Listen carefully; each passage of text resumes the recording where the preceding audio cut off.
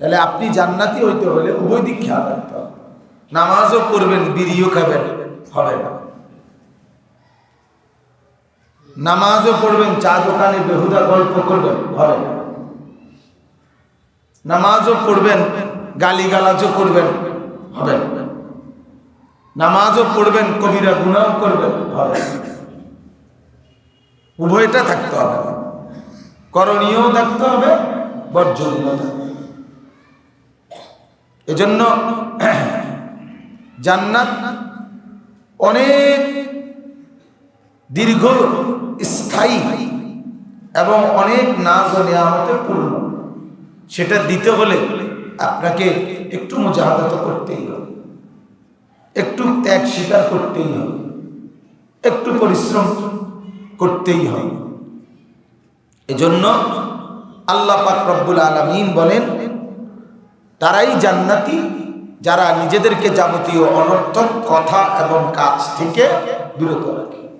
দুইটা শব্দ, অনর্থক কথাও বলা যাবে না, অনর্থক কাজও করা যাবে। আপনি কথা বলেন নাই, কিন্তু বাকিরা চা দোকানে বসছে বা এমন জায়গায় বসে আপনার সাথে বাকিরা ফালতু গল্প গুজব করতেছে, আপনি সেখানে বসতে পারবেন না। যদি আপনার টার্গেট জান্নাতি হয়, জান্নাতে যেতে হবে। ইদা মাররু বিল্লাগবি মাররু কিরাম।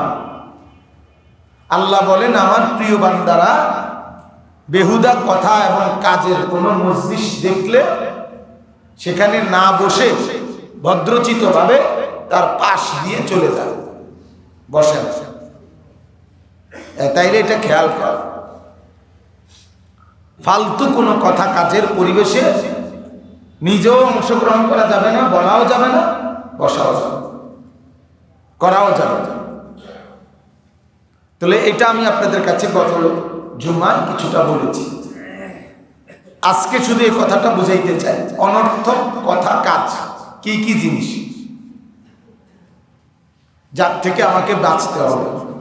1 নাম্বার কুফর, কুফরি করা, অনর্থক কাজ, এটার থেকে নিজেকে রক্ষা করতে হবে, অবশ্যই রক্ষা করতে হবে, নাইলে আমি জান্নাতি হতে পারবো না, তাইলে আমি পাক্কা মুমিন হইতে পারবো না। 1 নাম্বার বেঁচে থাকতে হবে কি থেকে বলেন? কুফর থেকে। কুফর কি? কুফর হলো 23 বছরে, সহজ কথা আপনাদের বোঝার জন্য বলতেছি, 23 বছরে আমাদের প্রিয় নবী সাল্লাল্লাহু আলাইহি সাল্লাম যত কিছু আল্লাহর পক্ষ থেকে বলেছেন, করেছেন, সমর্থন করেছেন, তার যেই কোনো একবারে ছোট্ট একটি বিন্দু, এরকম যেই কোনো ছোট থেকে ছোট অথবা বড় যে কোনো একটি বস্তুকে, একটি বিষয়কে অস্বীকার করা, এটাই কুফর। এই লোকটাই কাফের। তাইলে নবী পাক সাল্লাল্লাহু আলাইহি সাল্লাম যা কিছু আল্লাহর পক্ষ থেকে নিয়ে এসেছেন, যত কিছুকে তিনি করতে বলছেন, ছাড়তে বলছেন, তার যে কোনো একটি বিষয়কে অস্বীকার করা কুফর, একটা। এজন্য কাফের হওয়ার জন্য সব অস্বীকার করতে হয় না, একটা অস্বীকার করলে হবে। আর ইমানদার হওয়ার জন্য একটা মানলে হয় না, সব মানতে হবে। ইমানদার হওয়ার জন্য সব মানতে হবে। কাফের হওয়ার জন্য যে কোনো একটা অস্বীকার করলেই কুফর। এজন্য এটা খেয়াল করা। আপনার হালাত আপনি জানেন, আপনার দিলের কাইফিয়ত আপনি জানেন। অনেক মানুষ অনেক হারাম কথা, হারাম কাজের উপরে প্রকাশ্যে যুক্তি দেয়। সুদের ব্যবসা করতেছে, সুদের কাজ কারবার করতেছে, লোন নিতেছে ব্যাংক থেকে, সুদ স্পষ্ট হারাম। কিস্তি নিতেছে বিভিন্ন ছোট বড় কোম্পানি থেকে, স্পষ্ট সুদ। অবৈধ উপার্জন, মানুষকে ঠকাচ্ছে। কিন্তু এরপরেও এই যুক্তি দেখানো যে হুজুর এই ইন্টারেস্ট ছাড়া বর্তমান পৃথিবীতে কি চলা সম্ভব? বর্তমান পৃথিবীতে চলা সম্ভব? সুদ ছাড়া চলবে কিভাবে? সুদ ছাড়া যারা চলতেছে তারা কি আরেক পৃথিবীতে চলতেছে না বর্তমান পৃথিবীতে চলতেছে? তো হারাম উপার্জন ছাড়া পৃথিবীতে কেউ নাই, হালাল উপার্জন করে এমন কেউ নাই পৃথিবীতে। তো উনি কেমনে চলছেন? আপনি এভাবে চলবেন? এজন্য এখানে একটি গুরুত্বপূর্ণ মূলনীতি হলো, আল্লাহ রাসূল সাল্লাল্লাহু আলাইহি সাল্লাম বলছেন, আখিরাতকে যে ভালোবাসে তার দুনিয়া কিছুটা ক্ষতিগ্রস্ত হয়, দুনিয়া কম হয়।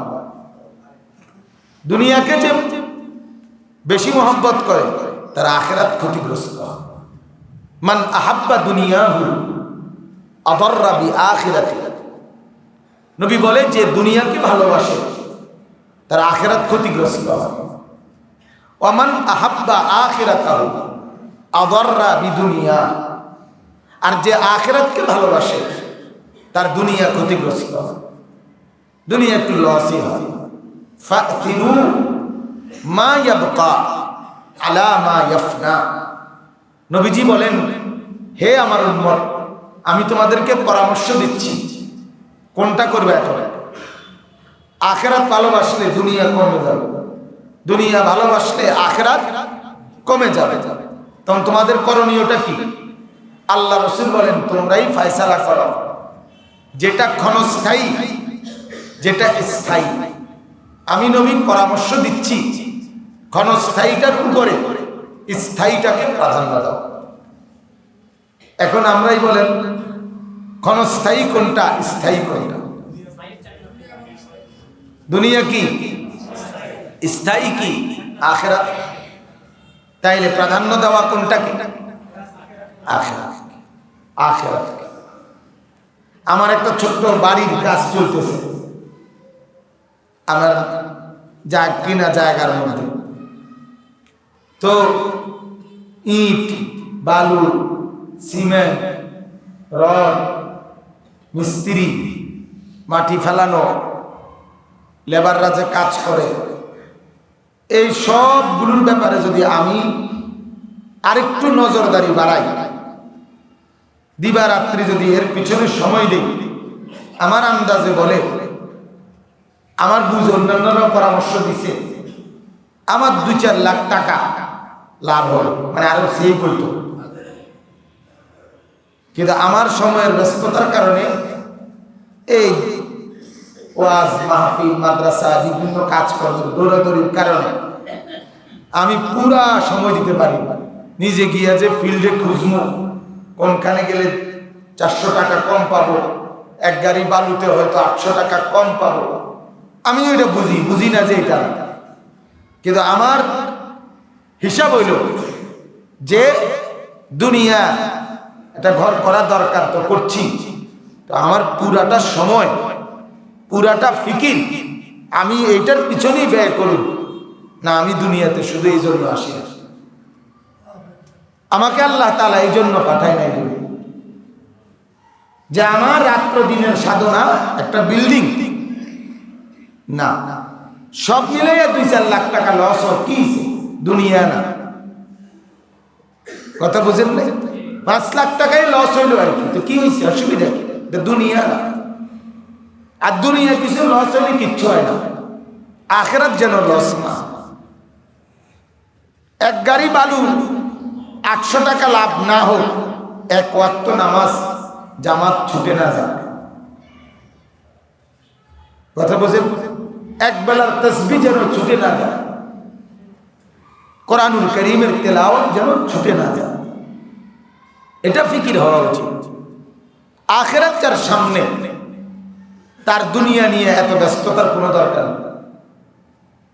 আল্লাহ রাসূল সাল্লাল্লাহু আলাইহি ওয়াসাল্লাম বলেন, ইসরাফিল সিংহা মুখে দাঁড়িয়ে আছে, নবীজি বলছেন, আমি নিজে দেখছি, নবী বলেন আমি দেখছি ইসরাফিল সিংহা মুখে দাঁড়িয়ে আছে, কান খাড়া করে রাখছে, চোখ নিচের দিকে, নজর কোনো দিকে তাকায় না।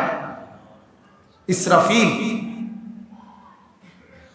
এক দিকে তাকায় আছে, কান খাড়া করে রাখছে, সিংহা মুখে দিয়ে রাখছে।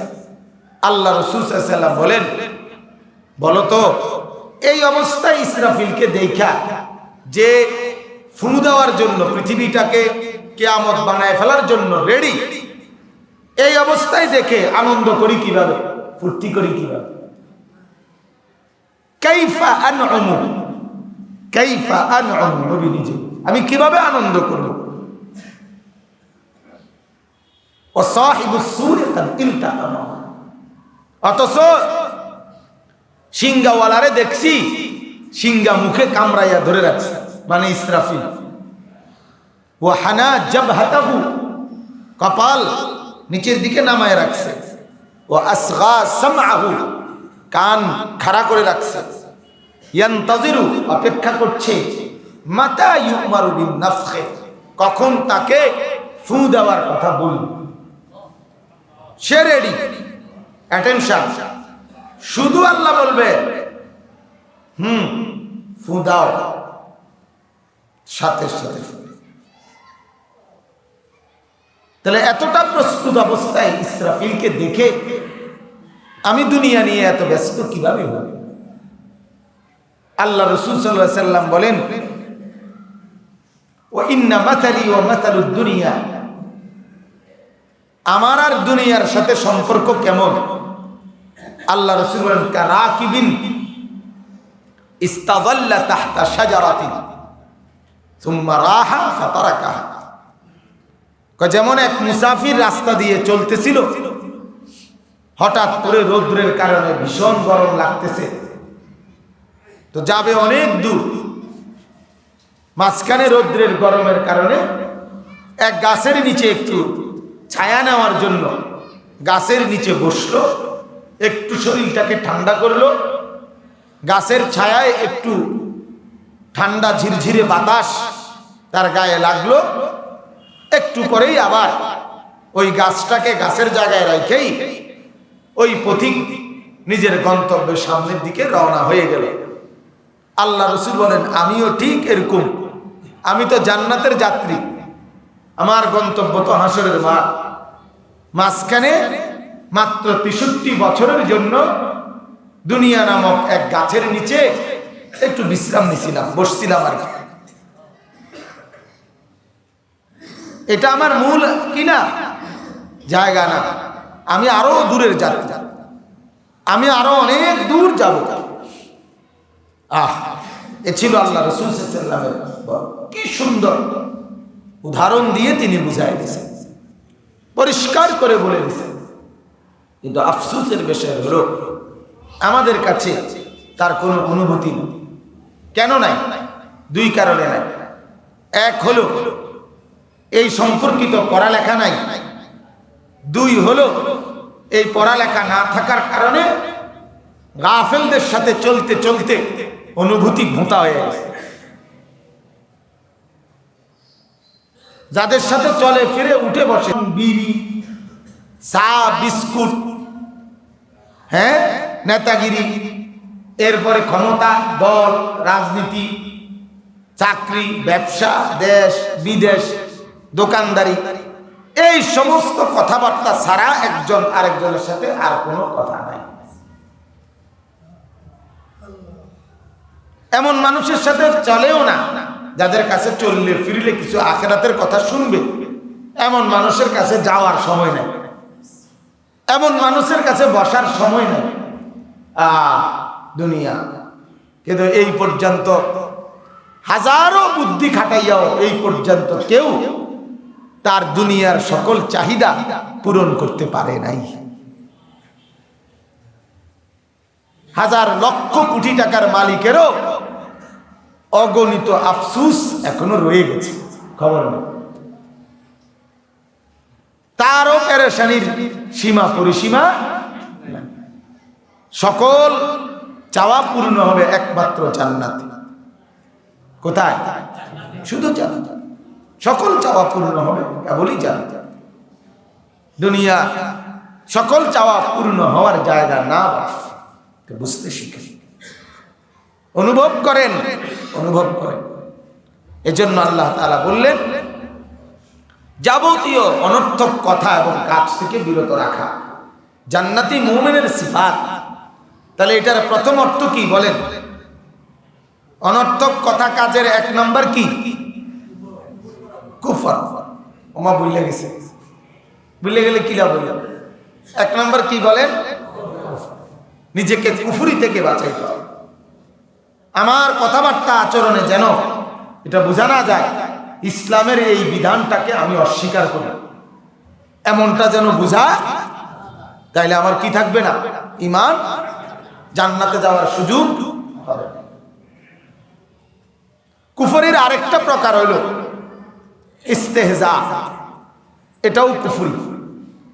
ইসলামের যেই কোনো কিছুকে, ছোট বড় যেই কোনো কিছুকে ইচ্ছে করে বিদ্রুপ করা, ব্যঙ্গ করা, ঠাট্টা করা, এটাও কুফর। দাড়ি, টুপি, পাঞ্জাবি, পায়জামা, লুঙ্গি, মেসওয়াক, নামাজের মুসল্লা, মসজিদের মিনার, নামাজের মিম্বার, মেহরাব, কোরআন শরীফ, কাবা ঘর, একজন আলেমে দ্বীন, কোরআনের তালেবে ইলম, মাদ্রাসা, দ্বীনি প্রতিষ্ঠান, মাদ্রাসার শিক্ষক, ছাত্র, তালেবে ইলম, এগুলো সব হচ্ছে ইসলামের নিদর্শন। এগুলো কি বলে? এর কোনো একটি কিছুকে ব্যঙ্গ করা, বিদ্রুপ করা, এটা কুফরি। কুফরি। পদ বাড়বে ব্যঙ্গ করলে। ইদানিং ব্যঙ্গ আর বিদ্রুপ করার একটা মহড়া চলতেছে। যতগুলো লোক করতেছে একেবারে একটাই টার্গেট, আপনি খবর নিবেন, সে তার বর্তমান পদের থেকে একটু উপরে উঠতেছে। কথা বুঝছেন? বর্তমান পদের থেকে কি চায়? একটু র্যাঙ্ক বাড়াইতে চায়। এইটাই অপরিচিত নেতা, অখ্যাত নেতা, কেউ চিনে না, চিন্তা করছে একটা কই আইলখেল লাগাই দিলাম, তো সবাই চিনবে। কথা বুঝছেন? রাস্তায় সবার সামনে খারাইয়া মুতলেও সবাই জানে, চিনে, যে আরে কিরে তারে যে দেখলাম খারাইয়া মতে। কথা বুঝছেন? এই হলো মূল কারণ। তাহলে পদ পাওয়া যাবে, হয়তো পদবি পাওয়া যাবে, দুনিয়ার কোনো র্যাঙ্ক বাড়তে পারে, মেম্বার চেয়ারম্যান হইতে পারে, চেয়ারম্যান এমপি হইতে পারে, এমপি মন্ত্রী হইতে পারে, হাবিলদার ওসি হইতে পারে, ওসি এর চাইতে বড় পদে যাইতে পারে, এসপি আরো কিছু হইতে পারে,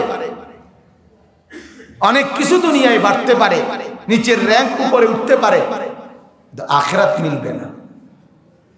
আখিরাত জান্নাত মিলবে, পরকালীন মুক্তি মিলবে, আখিরাত ক্ষতিগ্রস্ত হবে। আর আখিরাত নিশ্চিত। আখিরাতের মধ্যে ব্যাপারে যদি এক জাররা সন্দেহ হইতো তাহলে আমরাও এত দৌড়াইলাম না। কথা বোঝেন নাই? আখিরাতের ব্যাপারে কোনো সন্দেহ যেহেতু নাই, তাহলে আখিরাত ক্ষতিগ্রস্ত কেন করব? কেন করব? আমার চোখের সামনে আমার বাপ মারা গেল, আমার চোখের সামনে আমার দাদা মারা গেল, আমি হায়াতে থাকতে আমার নানা মারা গেল, নানি মারা গেল, আমি দেখছি আমার দাদি মারা গেছে, আমি দেখলাম আমার বড় খালা মারা গেছে, আমি দেখছি আমার এক ফুফা মারা গেছে, আমি দেখছি আমার খালু মারা গেছে। তাহলে এতগুলো মানুষকে আমি তো চোখে দেখছি যারা কবরে চলে গেছে, এদেরকে কে নিল? এরা তো সব একদিনে মরে নাই, এক একজন এক এক দিনে মরছে। কেন এমন হলো? আমি তো কখনো চাই নাই আমার বাবা মারা যাক, আমার বাবা তো কবরে চলে গেছে। তাইলে এই জন্য বাপ, আখিরাত সত্য, পরকাল সত্য, কোন সন্দেহ। দুনিয়া ধোঁকা, ব্যবসা ধোঁকা, চাকরি ধোঁকা, স্ত্রী ধোঁকা, ছেলে মেয়ে ধোঁকা, নেতা ধোঁকা, কর্মী ধোঁকা, পদ ধোঁকা, পদবী ধোঁকা, নেতৃত্ব ধোঁকা, রাজনীতি ধোঁকা, সব ধোঁকা, ধোঁকা, ধোঁকা। সত্য কেবল কোনটা? আখিরাত। সত্য কেবল পরকাল, কবরই সত্য। মৃত্যুই নিশ্চিত, বেঁচে থাকা অনিশ্চিত। কি বলেন? আমার বেঁচে থাকা অনিশ্চিত, আমার মৃত্যু কি? আমাকে মরতে হবে, এ ব্যাপারে কোনো সন্দেহ নাই। আমি কতক্ষণ বাঁচবো এটা কারো জানা নাই। তাহলে আমার প্রতি মিনিট বেঁচে থাকা অনিশ্চিত, কিন্তু আমি প্রতি মিনিটে মরতে পারি যে কোনো সময়, এটা নিশ্চিত। কোন যুক্তি দিয়ে আপনি বলতে পারবেন না যে না, আপনার যে চেহারা, সুরত, শরীর, স্বাস্থ্যে আন্দাজ করা যায় আরো 200 বছরের আগে আপনি কোনো মরতেন না, এমন বলার সুযোগ। তাগড়া জলজ্জান্ত মানুষ কবরে চলে যায়, বৃদ্ধ, মাজুর, দুর্বল। আমার এক দাদি শাশুড়ি ওই দিন দেখে আসছে, একবারে বিছনার সাথে লাগিয়ে রয়েছে, উঠতেও পারে না এখন আর, একবারে বিছানার সাথে লাগা। কিন্তু 12 বছর আগে, আমার 2008 সনে আমি বিয়ে করছি, ওই সময়ই ডাক্তার বলছে আর বেশি দিন বাঁচবে না। ওই সময় আমি যে সময় বিয়ে করছি, ওই সময় দেখছি, ওই সময়ে ডাক্তারে হসপিটাল থেকে রিলিজ দিয়ে দিছে, বাড়িতে নিয়ে যান গা, আর বেশি দিন বাঁচবে না। আজ 12 বছর পরেও উনি বেঁচে আছে। বলে এখনো 12 বছর হয়ে গেছে, এক যুগ পরেও ওই দাদি শাশুড়ি ওই দিনও দেখে আসছে, উনি বেঁচে আছে। আমার সমুন্দির 3 দিনের বাচ্চা মারা গেছে। কেন এমন হলো? 3 দিনের বাচ্চাটা মারা গেল, অথচ এই বৃদ্ধ মাজুর 12 বছর আগেই যে ডাক্তার বলে দিচ্ছে আর বাঁচত না। আল্লাহ বলে না, তোমার ফয়সালায় চলে না, আমার ফয়সালা। এজন্য মৃত্যু নিশ্চিত, পরকাল নিশ্চিত, আখিরাত নিশ্চিত। বাবারা, আখিরাত ভুলবেন না, পরকালকে ভুলবেন না।